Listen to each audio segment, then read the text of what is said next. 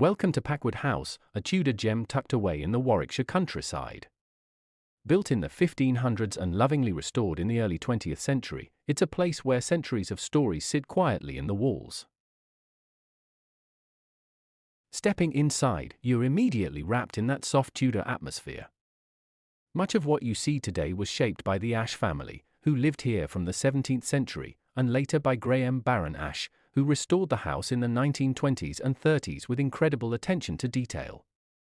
The rooms are full of dark oak paneling, tapestries, and carefully chosen antiques, not grand in a showy way, but grand in a lived-in, quietly confident way.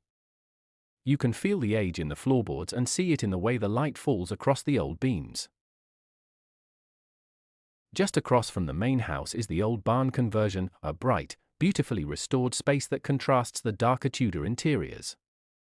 Rustic beams meet modern touches, showing how Packwood continues to evolve while keeping its character intact. In 1927, Queen Mary herself visited, admiring the collection and the care that had gone into preserving the Tudor character. It's easy to imagine her footsteps echoing through these same corridors.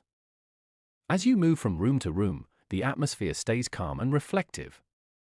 Every object feels placed with purpose, every corner holding a little piece of the house's long story. The house sits within grounds that have evolved over more than 400 years. Much of the landscaping we see today was shaped in the late 19th and early 20th centuries, when Graham Baron Ashe began restoring not just the house, but the entire estate. His vision was to create what he called a house of the future, built from the past, and the gardens became a huge part of that idea.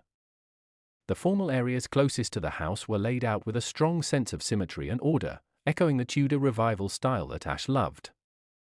Beyond them, the lawns open out into wider views of the estate, with long sight lines that draw your eye across the landscape.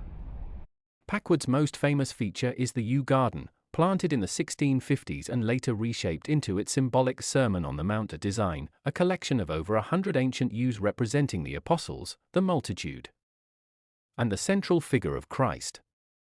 Sadly, it was too muddy to explore during my visit, but even from a distance you can sense the weight of history in those dark, sculpted forms.